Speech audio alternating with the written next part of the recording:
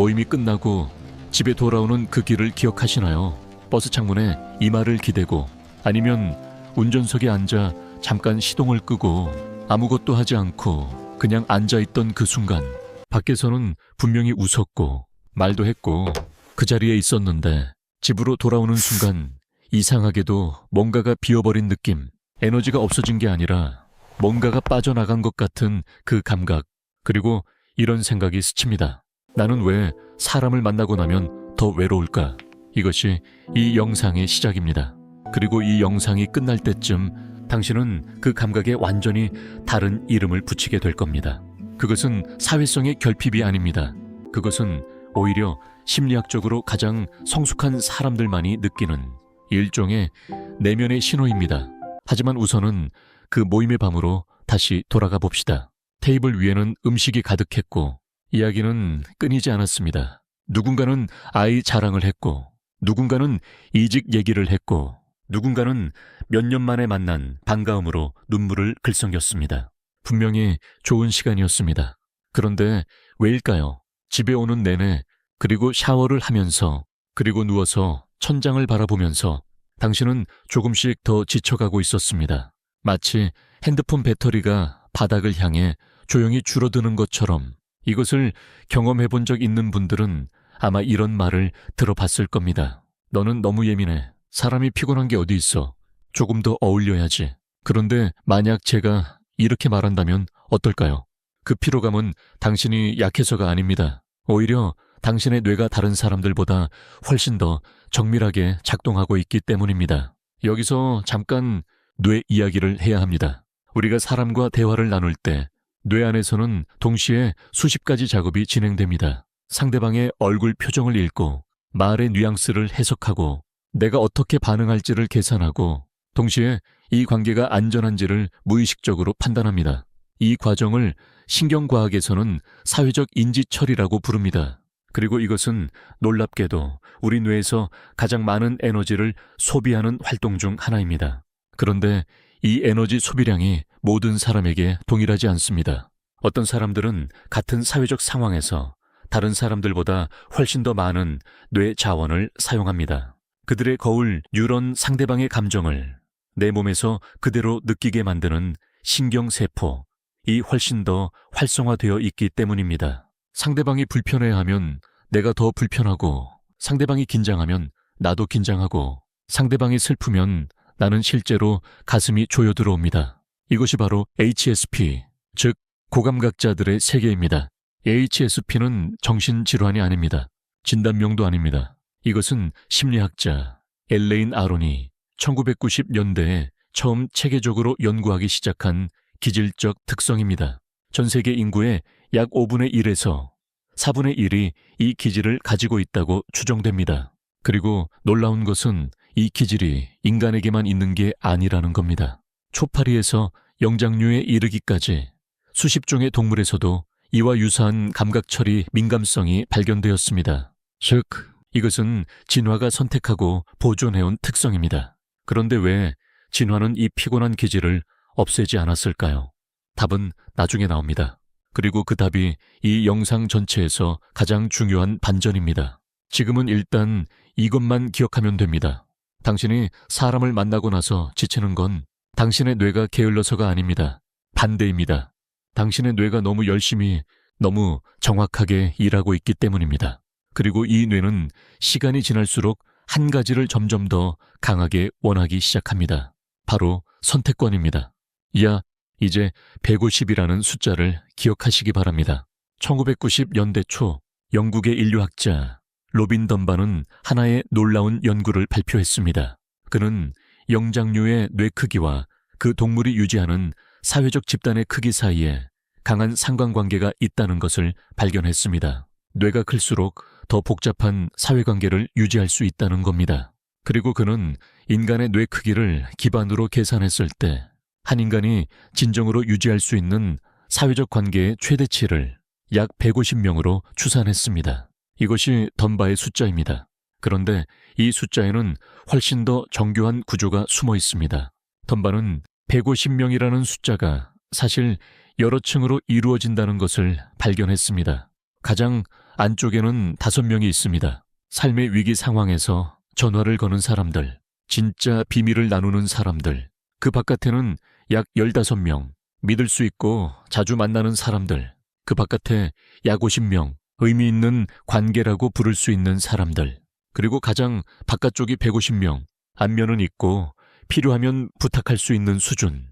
그 너머, 즉 150명 이상은 뇌가 사실상 개인으로 인식하지 못하고 그냥 얼굴이 있는 존재들의 집합으로 처리합니다.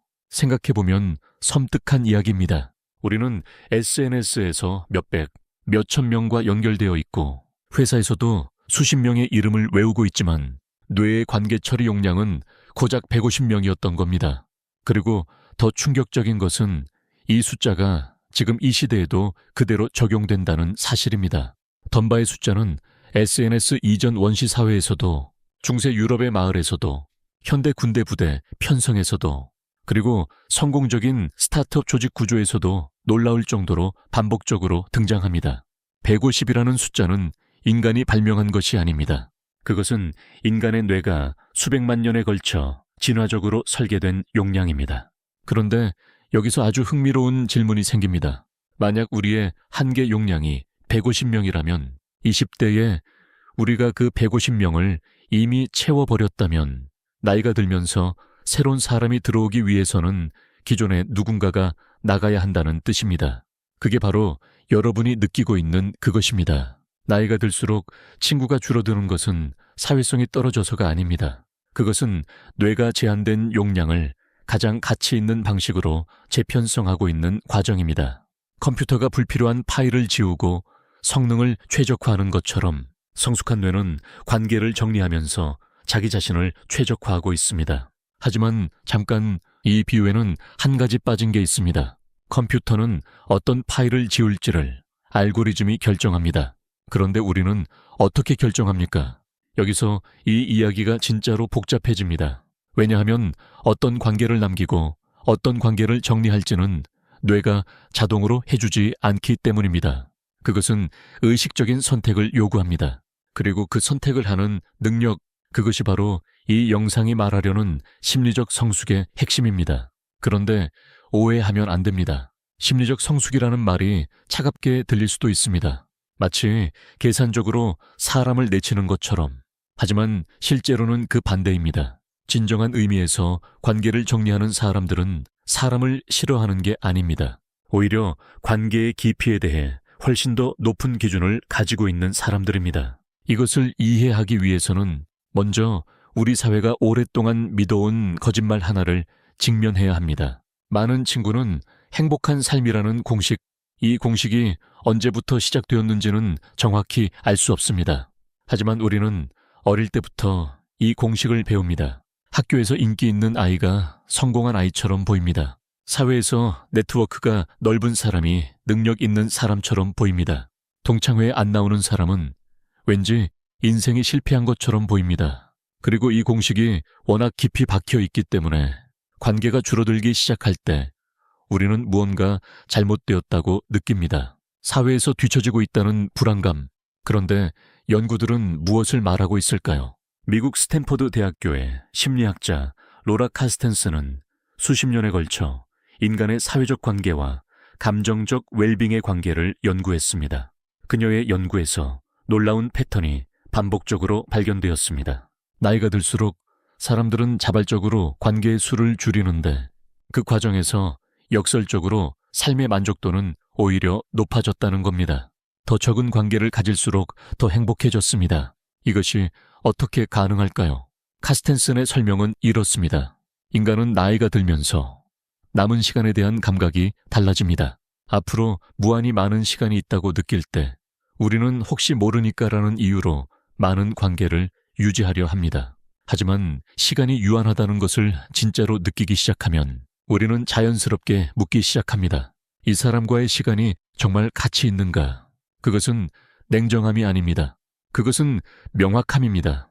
그리고 그 명확함이 생기기 시작하는 순간 예전에는 그냥 넘어갔던 것들이 도저히 참기 어려워집니다. 별 의미 없는 험담, 나를 비교하는 시선, 나를 소비하고 아무것도 돌려주지 않는 대화. 나는 그 자리에 와줬지만 그들은 사실 나에게 별로 관심이 없다는 것을 느끼는 그 순간, 그게 얼마나 피곤한 일인지, 그게 얼마나 오랫동안 쌓여왔는지 지금 이 영상을 보고 있는 분들은 이미 그것을 느끼고 있을 겁니다. 그래서 이 영상을 클릭했을 겁니다.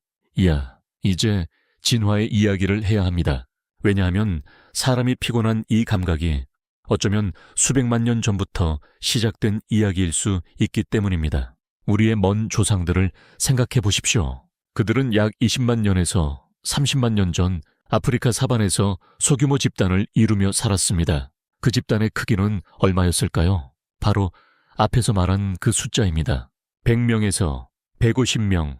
그 집단 안에서 모든 사람은 서로를 알았습니다. 진짜로 알았습니다. 누가 믿을 만한지, 누가 위험한지, 누가 협력할 가치가 있는지를 매일 직접 관찰하고 경험하며 파악했습니다. 잘못된 관계를 맺으면 실제로 생존이 위협받았습니다. 그래서 관계를 판단하는 능력은 생존 능력 그 자체였습니다. 그런데 현대 사회로 오면서 무슨 일이 일어났을까요? 갑자기 우리는 수백, 수천, 수만 명의 낯선 사람들과 한 공간에서 살아야 하게 되었습니다. SNS가 등장하면서는 수억 명과 연결되는 것이 가능해졌습니다. 그런데 우리의 뇌는 아직도 100명에서 150명에 맞게 설계된 그 원시 시대의 뇌입니다. 기술은 기하급수적으로 진화했지만 뇌는 그 속도를 따라가지 못했습니다. 그 간극이 바로 현대인들이 느끼는 만성적인 사회적 피로의 근원입니다. 진화적으로 설계된 것보다 훨씬 더 많은 사회적 자극에 노출된 뇌는 끊임없이 과부하 상태에 놓입니다. 그리고 이 과부에 가장 민감하게 반응하는 사람들이 있습니다. 앞에서 말한 고감각자들, 그리고 내향적 기질을 가진 사람들입니다. 여기서 내향성에 대해 한 가지 중요한 오해를 풀어야 합니다. 내향적이라는 것은 사람을 싫어한다는 뜻이 아닙니다. 내향성의 정의는 사회적 자극에서 에너지를 소비하고 혼자 있을 때 에너지를 충전한다는 것입니다. 반대로 외향적인 사람들은 사회적 자극에서 에너지를 얻습니다. 이것은 옳고 그름의 문제가 아니라 신경계 작동 방식의 차이입니다. 연구에 따르면 내향적인 사람들의 뇌는 자극에 대해 더 높은 기저 활성화 상태를 유지합니다. 즉, 아무것도 하지 않을 때도 이미 뇌가 활발하게 돌아가고 있습니다. 외부 자극이 추가되면 금방 과부하가 걸리는 이유가 여기 있습니다. 그렇기 때문에 같은 2시간의 모임이라도 내향적인 사람에게는 외향적인 사람의 5시간에 해당하는 에너지를 소비하는 경험이 될 수 있습니다. 그것이 불공평하게 느껴지실 수도 있습니다. 왜 나는 그냥 살면 안 되는 걸까? 라고, 왜 나는 매번 배터리를 다 쏟고서야 겨우 사람들 사이에 낄 수 있는 걸까? 라고. 그런데 여기서 진화가 왜 이 기질을 없애지 않았는지에 답이 나옵니다. 집단 안에서 모든 사람이 외향적이라면 어떻게 될까요? 모두가 자극을 쫓고, 모두가 새로운 관계를 만들고, 모두가 위험을 감수하려 한다면 그 집단은 흥미롭겠지만 오래 살아남기 어렵습니다. 반면 집단의 일부가 내향적이고 고감각적이라면 어떨까요? 그들은 위험 신호를 더 빨리 감지합니다. 관계의 진실성을 더 정확하게 파악합니다. 신중하게 관찰하고 깊이 생각하고 적은 수의 관계에 더 큰 투자를 합니다. 그 집단은 위기 상황에서 살아남을 가능성이 훨씬 높아집니다. 진화는 당신의 민감함을 짐이 아니라 자산으로 선택했습니다. 당신이 사람을 가려내는 것은 결함이 아닙니다. 그것은 수백만 년에 걸쳐 다듬어진 생존 본능입니다. 그렇다면 이제 진짜 핵심으로 들어가야 합니다. 관계를 정리하는 것이 생물학적으로 자연스럽고 심리학적으로 건강하다는 것까지는 알겠습니다. 그런데 우리는 왜 그걸 알면서도 그렇게 못할까요? 왜냐하면 우리에게는 3가지 심리적 덫이 있기 때문입니다. 첫 번째, 덫은 나쁜 사람이 되는 것에 대한 두려움입니다. 우리 뇌는 사회적 거부를 신체적 통증과 거의 동일하게 처리합니다. 기능적 자기공명 영상 연구에서 사회적으로 거부당할 때와 실제로 신체적 통증을 느낄 때 활성화되는 뇌 영역이 상당 부분 겹친다는 것이 확인되었습니다. 즉, 누군가를 거절하는 것은 무의식적으로 내가 그 사람에게 고통을 주는 것이라는 공포로 연결됩니다. 그 공포가 우리를 마비시킵니다. 두 번째, 덫은 사회적 시선에 대한 강박입니다. 저 사람은 왜 모임에 안 나와? 원래 좀 이상했어. 친구도 없나 봐. 이런 말이 두렵습니다. 그래서 우리는 실제로 원하지 않으면서도 나갑니다. 그 자리에서 웃습니다. 그리고 집에 돌아와서 더 지쳐 있습니다. 세 번째 덫은 혹시 나만 손해보는 건 아닐까라는 불안입니다. 관계를 정리하면 무언가 기회를 잃을 것 같은 느낌. 저 사람이 나중에 도움이 될지 모른다는 생각. 이것은 인간의 원시적인 연대 본능에서 오는 불안입니다. 작은 집단에서 살아남아야 했던 조상들은 관계를 끊는 것이 실제로 생존의 위협이었기 때문에 그 불안이 유전자에 깊이 새겨져 있습니다. 이 세 가지 덫이 동시에 작동할 때 우리는 원하지 않는 관계를 끊지 못하고 원하지 않는 자리에 계속 나가고 원하지 않는 대화를 계속하면서 서서히 자신을 잃어갑니다. 그런데 이 덫에서 벗어나는 방법은 의지력이 아닙니다. 그것은 인식의 전환입니다. 관계를 정리하는 것을 누군가를 버린다고 프레임하면 당신은 항상 죄책감에 갇힐 것입니다. 그런데 만약 그것을 내 삶의 에너지를 가장 중요한 곳에 재배분하는 것이라고 프레임한다면 어떨까요? 식물을 생각해 보십시오. 식물은 가을마다 잎을 떨굽니다. 가지 하나하나에 피해를 보내는 것을 포기합니다. 그것이 죽음처럼 보이지만 실제로는 봄의 새 성장을 위한 준비입니다. 양분을 뿌리와 줄기에 집중시키는 것입니다. 관계도 마찬가지입니다. 모든 곳에 에너지를 분산하는 것은 어디서도 깊이 살지 못하는 삶을 만듭니다. 진짜로 중요한 몇 개의 관계에 집중하는 것, 그것이 더 깊고 풍요로운 삶으로 가는 길입니다. 심리학에서는 이것을 사회적 최적화 혹은 관계의 가지치기라고 부릅니다. 그리고 이 가지치기는 나이가 들수록 자연스럽게 일어납니다. 하지만 자연스럽게 일어나는 것과 의식적으로 선택하는 것 사이에는 큰 차이가 있습니다. 자연스럽게 일어나는 가지치기는 그냥 점점 외톨이가 되는 것일 수도 있습니다. 의식적인 가지치기는 내가 원하는 삶의 모양을 스스로 조각하는 것입니다. 그 차이를 만드는 것이 바로 심리적 성숙이라는 말의 진짜 의미입니다. 이제 하버드 이야기를 해야 할 때가 된 것 같습니다. 하버드 성인발달 연구는 1938년에 시작되었습니다. 무려 80년이 넘는 세월 동안 수백 명의 삶을 추적한 이 연구는 인간의 행복에 관한 가장 긴 종단 연구 중 하나입니다. 연구 초기에는 하버드 대학교 남학생들과 보스턴 빈민가의 청소년들을 대상으로 시작했고 나중에는 그들의 자녀와 배우자로까지 대상이 확장되었습니다. 80년 동안의 데이터를 분석한 결과 연구자들은 무엇을 발견했을까요? 돈, 명예, 성공, 지능, 학력 이것들 중 어느 것도 나중의 행복과 건강을 결정적으로 예측하지 못했습니다. 그런데 단 하나 일관되게 반복적으로 나타나는 요인이 있었습니다. 관계의 질입니다. 특히 중년 이후의 관계질이 노년의 신체 건강, 인지 건강, 그리고 감정적 웰빙을 가장 강력하게 예측했습니다. 여기서 중요한 것은 질입니다. 수가 아닙니다. 친구가 많은 사람이 행복한 게 아니라 진짜로 신뢰하고 의지할 수 있는 관계를 가진 사람이 행복했습니다. 그 연구를 이끌었던 로버트 월딩거는 이렇게 말했습니다. 외로움은 독성이 있습니다. 그런데 진짜 외로움은 혼자 있는 상태가 아닙니다. 의미 없는 관계 속에서 혼자인 것입니다. 이 말이 얼마나 정확한지 느껴지십니까? 분비는 모임의 테이블에 앉아 웃고 있지만 아무도 나를 진짜로 보지 않는다는 느낌. 그게 진짜 외로움입니다. 반면 새벽에 단 한 명에게 전화를 걸었을 때 그 사람이 받아주고 아무 설명 없이도 내 목소리에서 무언가 이상하다는 것을 알아챌 때 그게 진짜 연결입니다. 당신이 관계를 정리하는 것은 이 진짜 연결의 가능성을 지키기 위한 행동입니다. 그렇다면 어떤 관계가 나를 고갈시키는가? 이것을 명확하게 알아야 행동이 달라집니다. 에너지를 빼앗는 관계에는 몇 가지 패턴이 있습니다. 첫 번째는 비교와 경쟁의 관계입니다.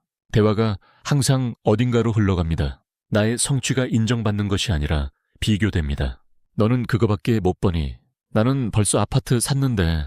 말로 하지 않아도 그 분위기는 명확하게 느껴집니다. 이런 관계에서 나오면 이상하게 내 삶이 초라해 보입니다. 오기 전에는 괜찮았는데. 두 번째는 일방적인 소비의 관계입니다. 내가 그 사람의 이야기를 들어줄 때는 몇 시간이고 시간이 가는데 내가 힘들 때 말을 꺼내면 이상하게 대화가 금방 다른 곳으로 흘러갑니다. 준 것은 많은데 받은 것은 기억이 없는 관계. 세 번째는 정체성을 고정시키는 관계입니다. 나는 이미 달라졌는데 그 사람은 항상 내가 10년 전이었던 모습으로 나를 봅니다. 너는 원래 그랬잖아. 예전부터 너는 그런 사람이었어. 그 사람과 함께 있으면 내가 성장했다는 느낌이 들지 않습니다. 오히려 과거로 끌려가는 것 같습니다. 네 번째는 가짜 친밀함의 관계입니다. 자주 연락하고 자주 만나고 형식적으로는 가깝지만 진짜 내 모습을 보여줬을 때 어색해지는 관계. 표면은 따뜻하지만 깊이가 없는 관계. 이런 관계는 유지하는 데 에너지가 들지만 얻는 것이 거의 없습니다. 이 네 가지 패턴 중 하나라도 인식되는 관계가 있다면 당신의 뇌는 이미 그것을 알고 있었을 겁니다. 다만 그것에 이름을 붙이지 못했을 뿐입니다. 이름을 붙이는 것은 중요합니다. 왜냐하면 이름이 없으면 선택도 없기 때문입니다. 그냥 왠지 그 사람 만나면 피곤해가 아니라 그 관계는 일방적 소비의 구조를 가지고 있어라고 인식할 수 있을 때 비로소 당신은 그 관계에 대해 의식적인 결정을 내릴 수 있게 됩니다. 그런데 이제 이런 질문이 생깁니다. 관계를 정리한다는 것이 구체적으로 무엇을 의미하는가? 그것은 반드시 연락을 끊거나 절교를 선언하는 것을 의미하지 않습니다. 심리학에서는 관계 정리를 크게 세 단계로 구분합니다. 첫 번째는 거리 조정입니다. 연락 빈도를 줄이고 에너지를 투자하는 양을 줄이는 것. 모든 연락에 즉각 응답하지 않아도 됩니다. 모든 모임에 참석하지 않아도 됩니다. 이것만으로도 에너지는 상당히 회복됩니다. 두 번째는 기대치 조정입니다. 이 관계에서 나는 무엇을 기대하고 있었는가를 솔직하게 봅니다. 그 기대가 현실적이지 않다면 기대를 낮추는 것만으로도 실망과 에너지 낭비가 줄어듭니다. 이 사람은 깊은 대화 상대가 될 수 없지만 가끔 만나면 즐거운 사람이다라는 현실적인 위치 설정. 세 번째는 진짜 종결입니다. 에너지를 실제로 해치고 내 성장을 방해하고 지속적으로 독성을 가져오는 관계는 종결이 필요할 수 있습니다. 이것은 극단적인 선택이 아닙니다. 자기 보호의 선택입니다. 심리치료에서는 이것을 건강한 경계 설정이라고 부릅니다. 경계는 벽이 아닙니다. 경계는 내가 어디서 끝나고 상대방이 어디서 시작하는지를 아는 것입니다. 경계가 있는 사람은 다른 사람을 더 잘 사랑할 수 있습니다. 왜냐하면 고갈 없이 사랑할 수 있기 때문입니다. 그런데 여기서 다시 그 죄책감이 문제입니다. 우리는 오랫동안 이런 말을 들어왔습니다. 힘든 관계도 인내해야 해. 사람을 쉽게 버리는 사람이 되면 안 돼. 친구는 있을 때 잘해야 해. 이 말들이 완전히 틀린 것은 아닙니다. 그런데 이 말들이 항상 적용되어야 하는 것처럼 내면화되면 우리는 자기 자신을 희생해가며 타인을 위해 존재하는 것을 덕목으로 여기게 됩니다. 그것이 오래 지속되면 무슨 일이 생기는지 아십니까? 자기 자신을 잃어버립니다. 좋아하는 것이 없어집니다. 원하는 것을 모르게 됩니다. 어떤 상황에서 자신이 기쁜지, 어떤 상황에서 자신이 소진되는지를 인식하는 능력 자체가 무뎌집니다. 심리학에서는 이것을 자기 소외라고 부릅니다. 그리고 자기 소외는 종종 우울증과 불안의 토양이 됩니다. 관계를 정리하는 것은 이기적인 행동이 아닙니다. 그것은 자기 자신을 보존하는 행동입니다. 그리고 자기 자신을 보존한 사람만이 진짜로 타인을 위해 존재할 수 있습니다. 이것은 산소 마스크의 법칙과 같습니다. 비행기가 기압을 잃을 때 승무원은 항상 이렇게 말합니다. 옆 사람을 돕기 전에 먼저 자신의 마스크를 착용하십시오. 자신이 쓰러지면 아무도 도울 수 없습니다. 여기까지 왔을 때 어떤 분들은 이런 생각을 하실 수 있습니다. 그래서 결국 혼자 사는 게 답인가? 그건 아닙니다. 오해하지 마십시오. 이 영상이 말하는 것은 고독주의가 아닙니다. 이 영상이 말하는 것은 관계의 질에 대한 의식적인 선택입니다. 진짜 연결은 가능합니다. 아니, 어쩌면 관계를 줄인 후에야 비로소 가능해집니다. 너무 많은 관계를 유지하느라 피곤한 상태에서는 누구에게도 진짜 자신을 줄 수 없습니다. 그냥 형식적인 나, 사회적으로 적절한 나, 가면을 쓴 나만 줄 수 있습니다. 하지만 에너지가 있고 마음이 여유로울 때, 그때 비로소 진짜 자신을 상대방에게 줄 수 있습니다. 그 순간이 진짜 연결입니다. 생각해 보십시오. 당신에게 단 한 명이라도 있습니까? 전화를 걸면 몇 시간이든 들어주는 사람, 힘들다고 말했을 때 조언 대신 그냥 곁에 있어주는 사람, 내가 이상한 말을 해도 이상하게 보지 않는 사람, 내가 성장하기를 진심으로 바라는 사람, 단 한 명이라도 있다면 당신은 외롭지 않습니다. 연구들은 말합니다. 그런 관계 단 하나가 수십 명의 형식적인 관계보다 건강과 행복에 훨씬 더 큰 영향을 미친다고. 이제 이 영상이 말하려는 가장 깊은 층에 도달했습니다. 나이 들수록 친구가 줄어드는 것을 경험하고 있는 당신. 모임이 피곤하고 가면 후회되고 그러면서도 안 가면 불안한 당신. 사람들 사이에 있어도 왠지 혼자인 것 같은 당신. 나는 왜 이렇게 이상한 걸까 생각해 본 당신. 당신이 이상한 게 아닙니다. 당신은 다수보다 먼저 도달한 겁니다. 관계의 피상성을 참지 못하는 것은 당신의 결함이 아닙니다. 그것은 당신이 진짜를 알고 있기 때문입니다. 진짜 연결을 경험해 본 사람은 가짜 연결에서 느끼는 공허함을 더 예민하게 느낍니다. 마치 진짜 음악을 들어본 귀가 잡음에 더 예민한 것처럼. 그리고 관계를 정리하는 것을 두려워하는 이유가 혹시 외로워질 것이 두렵기 때문이라면 그 두려움은 이해합니다. 하지만 역설적으로 의미 없는 관계를 놓아주었을 때 많은 사람들이 말합니다. 왜 이렇게 편해졌지? 라고. 그 편함은 고립이 아닙니다.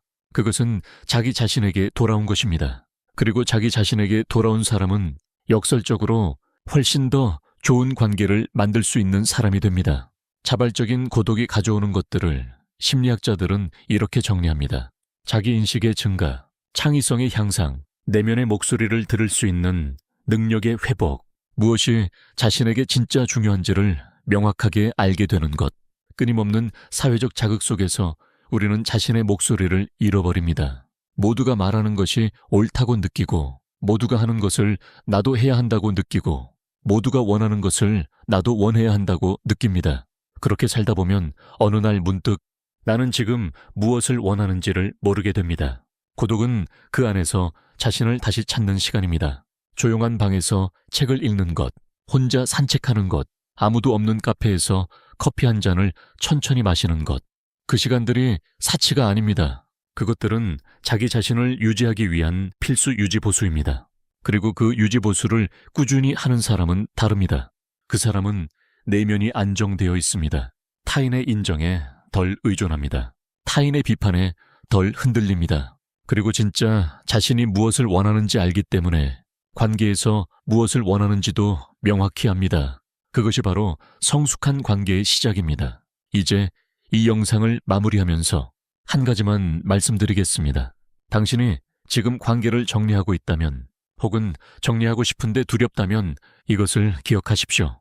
당신이 내린 그 결정, 더 이상 에너지를 낭비하지 않겠다는 그 결정, 형식적인 관계에서 물러나겠다는 그 결정, 진짜 자신을 위한 공간을 만들겠다는 그 결정, 그것은 포기가 아닙니다. 그것은 선택입니다. 성숙한 사람만이 내릴 수 있는 선택입니다. 왜냐하면 그 선택은 용기를 요구하기 때문입니다. 사회적 시선을 거스르는 용기, 죄책감에 맞서는 용기, 그리고 혼자의 시간을 두려워하지 않는 용기. 어린 나무는 모든 방향으로 가지를 뻗습니다. 하지만 오래된 나무, 깊이 뿌리 내린 나무는 다릅니다. 가지는 적지만 깊이가 다릅니다. 바람에 쉽게 흔들리지 않습니다. 그 안에서 많은 것들이 쉬어갑니다. 당신은 지금 그 나무가 되고 있는 중입니다. 친구가 줄어드는 것이 두렵다면 이것을 물어보십시오.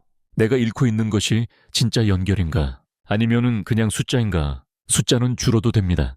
그 대신 깊이가 남습니다. 그 깊이 안에서 당신은 더 충만하게 살 수 있습니다. 그리고 언제나 기억하십시오. 오래되고 진짜인 관계는 멀리 있어도 사라지지 않습니다. 오랫동안 연락이 없어도 만나면 처음처럼 편안한 관계, 그게 남아있는 사람들이 있다면 당신은 충분히 연결되어 있습니다. 그 사람들을 더 잘 사랑하기 위해서라도 당신은 지금 에너지를 아껴야 합니다. 나이가 들수록 친구가 줄어드는 것은 상실이 아닙니다. 그것은 정제입니다.